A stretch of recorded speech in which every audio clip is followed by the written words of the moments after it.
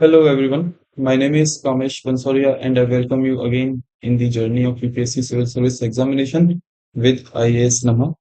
I discuss economy here and this is my fourth lecture in the series of economy.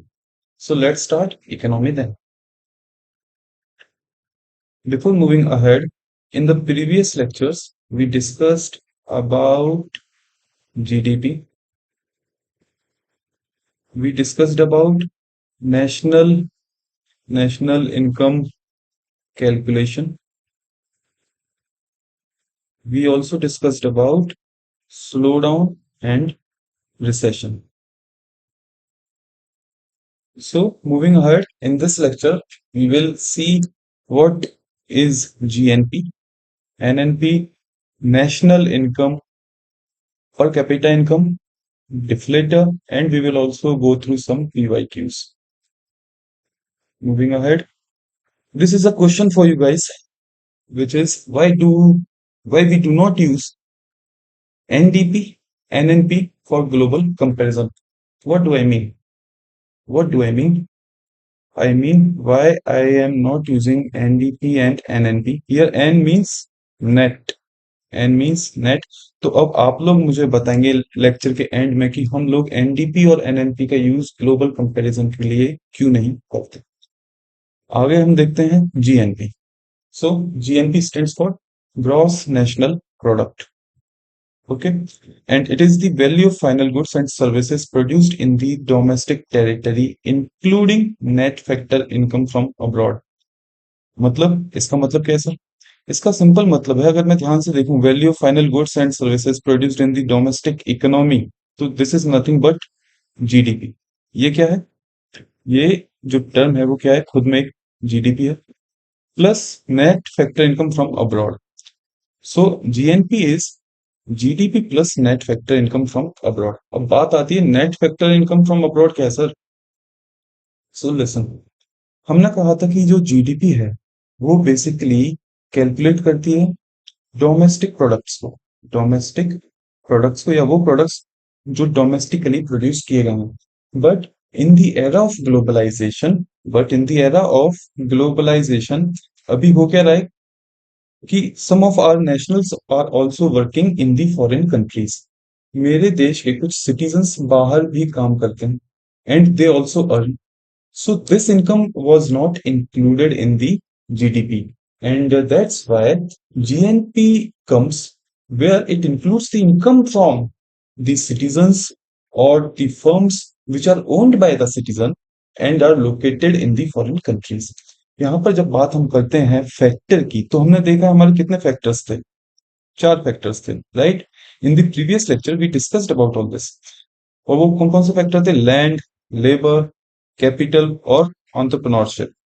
इन्हीं की corresponding जो income थी वो क्या थी? लैंड का हमने देखा रेंट, लेबर का वेजेस, कैपिटल का इंटरेस्ट एंड एंटरप्रेन्योरशिप का प्रॉफिट. यही सारे यही सारी जो इनकम्स हैं, अगर ये फॉरेन कंट्रीज में हमारे किसी सिटीजन के द्वारा की जाए, ये सारी इनकम हमारे किसी सिटीजन के द्वारा अर्न की जाए किसी फॉरेन कंट्रीज में, इन पर्टिकुलर इनकम्स को जीडीपी कैलकुलेट नहीं करता था. इसी के लिए कॉन्सेप्ट आता है जीएनपी का, राइट? अब यहाँ पर नेट का मतलब क्या है सर? आपने बताया फैक्टर इनकम, हमने समझ लिया. अब नेट का मतलब क्या है? लुक, अगर हम बात करते हैं ग्लोबलाइजेशन की, तो अ, कहीं पर हमारे सिटीजन्स काम कर रहे हैं या हमारे सिटीजन फॉरेन कंट्रीज से अर्न कर रहे हैं, वहीं पर जो फॉरेन नेशनल्स हैं, जो फॉरेन नेशनल्स हैं वो भी हमारी इकोनॉमी में सेम फंक्शन प्ले करते हैं. और ये जो नेशनल्स हैं वो हमारी इकोनॉमी से पैसा ले जाकर कहाँ ले जाएंगे? अपनी खुद की इकोनॉमी को, जहां से वो बिलोंग करते हैं. For an example United states, for an example China, ये सारा. ठीक, तो अगर हम नेट निकाल रहे हैं, इसका मतलब क्या हुआ सर? इसका मतलब ये हुआ कि वो पैसा जो मेरे सिटीजन्स बाहर से ला रहे हैं, मेरी वो फर्म्स जो मेरे सिटीजन के द्वारा ओन की गई हैं, उनको मैं अपने देश की जीडीपी में ऐड करता हूं. और वहीं पर जो फॉरेन करस्पॉन्डिंग्स हैं वो अपना पैसा अपने फॉरेन नेशन में ले जाएंगे, यानी कि मेरे देश से बाहर ले जाएंगे, और उसको मैं जीडीपी से माइनस करता हूं. In short, net factor income is nothing but the income earned foreign income earned by the nationals minus income goes to the foreign country, right? So this is the concept of GNP. In general, we have seen that in the highly globalized economy, Japan, for an example, Japan, the GNP is greater than GDP. Why is it so? Because in Japan, you have seen so many firms, वो क्या करती हैं, वो बाकी जो other Nations हैं वहां पर जाकर अपने हेडक्वार्टर्स डेवलप करेंगी and they earn money there and send back it to their belonging nation. ठीक। तो इस हिसाब से हम देखते हैं कि जीएनपी जो हाईली ग्लोबलाइज्ड इकोनॉमीज हैं उनकी ज्यादा होती है as compare to GDP. But in case of developing countries like India in case of developing countries like India and China, what we have seen, their GDP is greater than GNP. Why? Because they receive huge amount of FDI, right. यहाँ पर in developing countries में FDI बहुत ज्यादा आता है foreign countries से। So from FDI they earn and send money back to their nations. So GDP here is greater than GNP. Now comes the concept of net national product. Listen, whenever I say net, then I simply mean adjust the depreciation. अगर मैं net का बोल रहा हूं आपसे तो इसका सीधा साधा हिसाब यह है कि आप डेप्रिसिएशन को माइनस करें।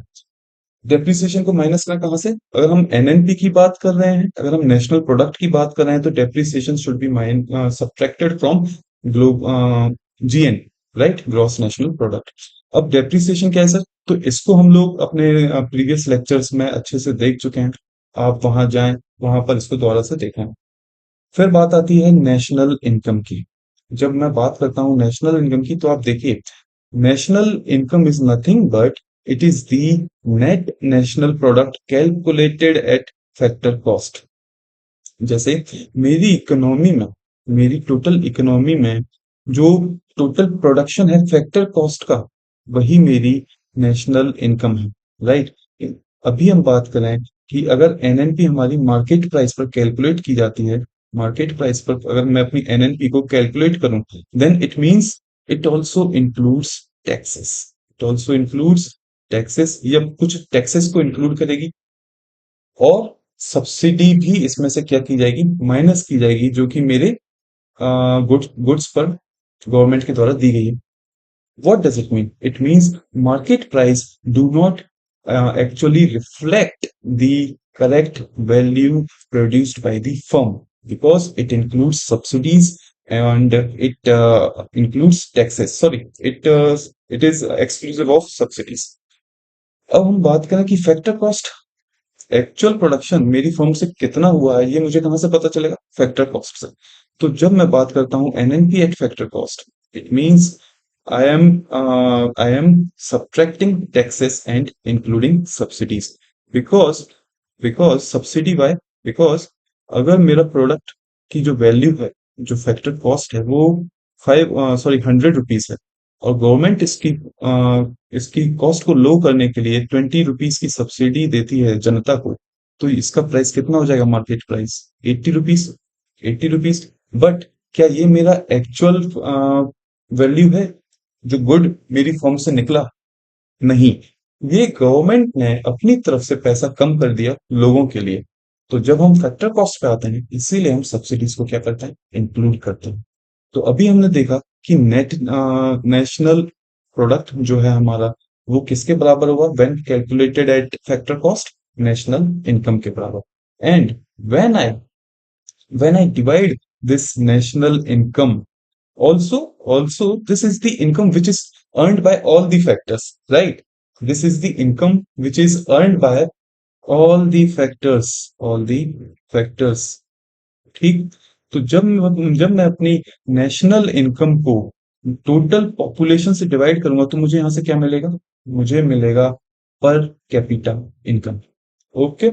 बात एक और आपको बतानी होगी, वो ये है कि जब हम नेशनल इनकम जो कि एनएनपी है, when calculated at factor cost, इसकी बात करते हैं, then it is denoted by N I, both in capital letters and capital N and capital I. In general, when I say national income, then it means GDP and all. But when I say, but when I say national income with capital N and capital I, then it means NNP at factor cost. Okay. Then comes the concept of GDP deflator. तो sir GDP deflator क्या है? It is nothing but the ratio of nominal GDP to the real GDP. सब कहना क्या चाह रहा हूं, मतलब क्या है? मतलब ये है, हमने देखा था कि nominal GDP in general is higher. Why higher क्यों है sir?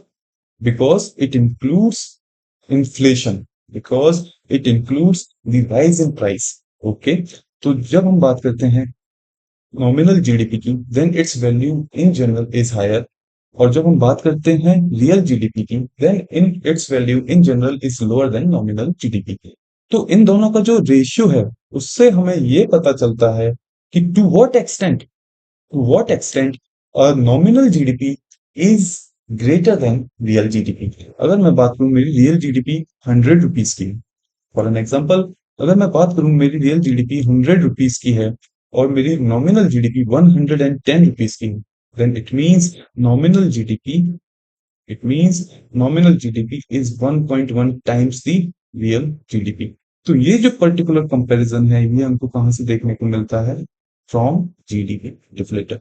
Now we have completed our series on national income. So from here we will discuss some previous year questions. Also, I am not extending this video to uh, a large duration, because from the next video I will start another topic.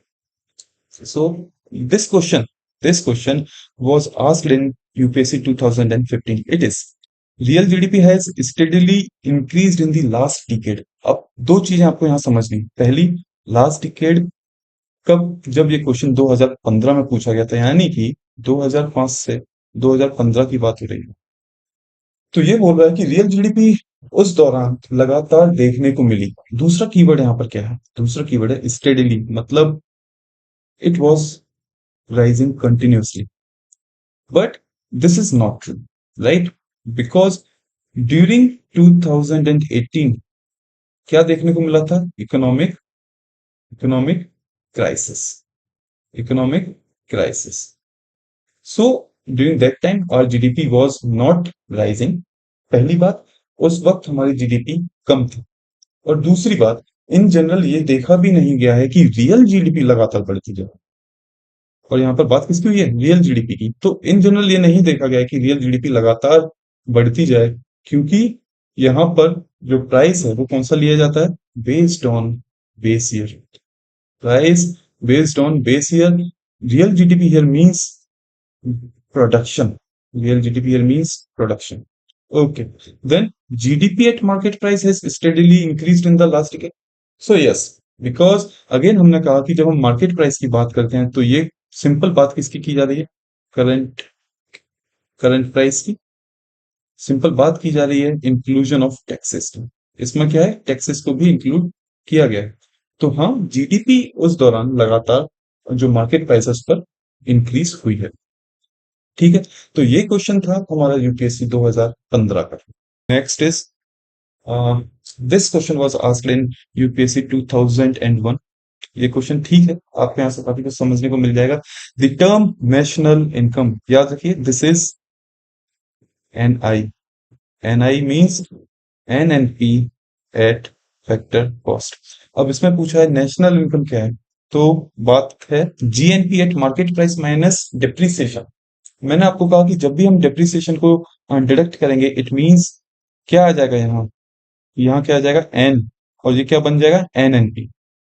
This is NNP at market price. This is NNP at market price. But हमको चाहिए क्या? National income. National income which is NNP at factor cost. So option 1 is wrong, right? इसका मतलब option 1 is wrong. Next is GNP at market price minus depreciation. ठीक है, GNP at market price minus depreciation किया तो यहां से मुझे मिल गया क्या? यहां से मुझे मिल गया NNP, NNP at market price plus net factor income from abroad. पहले ही नेशनल इनकम जो एनएनपी है उसमें net factor income from abroad है, तो अगेन उसको प्लस करने का क्या ही मतलब है, वो डबल काउंट हो जाएगा, राइट? तो it means this option is also wrong. अब हम आते हैं ऑप्शन ऑप्शन डी पर. ये क्या बोलता है? जीएनपी एट मार्केट प्राइस, यानी कि GNP at market price minus net factor income from abroad. अब जब ये हो जाएगा तो ये क्या बन जाएगा? It is nothing but GDP. और हमारा क्वेश्चन हमसे क्या पूछ रहा है? It is asking about national income which is nothing but GNP at market price, GNP at market price minus depreciation. और यहां से हमको क्या मिला? NNP at market price, NNP at market price. Then NNP at market price minus indirect tax plus subsidy which is nothing but NNP at factor cost, and NNP at factor cost is our national income. So the right answer is option C. Okay, that's all. Moving to the question which I asked in the starting is, why do we not use NDP and NNP for global comparison?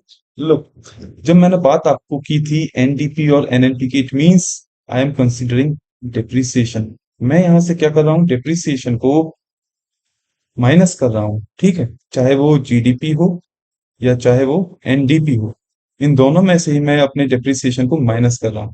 और मैंने आपको last lecture में ये भी बताया था कि ये जो डिप्रिसिएशन है, ये जो डिप्रिसिएशन है, ये हर गवर्नमेंट अपना खुद डिसाइड करती है. हो सकता है इंडियन गवर्नमेंट अपना जो डिसाइड करे उसमें किसी भी आइटम का, किसी पर्टिकुलर आइटम की डिप्रिसिएशन को वो 4% रखे, वहीं पर चाइनीज गवर्नमेंट अपनी डिप्रिसिएशन उसी आइटम का 5% रखे. In this, just because of this we do not use NDP and NNP for global comparison. So that's all guys. आज के लेक्चर में हम इतना ही करेंगे. अगला लेक्चर में हम नए टॉपिक को पढ़ेंगे. जब तक के लिए अगर आपको कोई भी जनरल डाउट है उसके लिए आप हमारे टेलीग्राम चैनल से जुड़ सकते हैं, और वहां पर जल्दी आपको नोट्स वगैरह प्रोवाइड कराए जाएंगे. हमारी जो कंटेंट डेवलपिंग की टीम है वो उस पर लगातार काम कर रही है कि आपको एक होलिस्टिक और कॉम्प्रिहेंसिव नोट्स दिए जाएं. प्लस आप हम लोग को ईमेल आईडी से भी ज्वाइन कर सकते हैं. ये हमारा इंस्टाग्राम का पेज है. वहीं अगर आपको इकोनॉमी से रिलेटेड कोई भी डाउट है तो ये मेरी आईडी है kameshbansoria@gmail.com. आप यहाँ पर जाकर मुझे ज्वाइन कर सकते हैं, और ये मेरा टेलीग्राम है, आप इस पर भी मुझे मैसेज कर सकते हैं. Thank you and have a good day.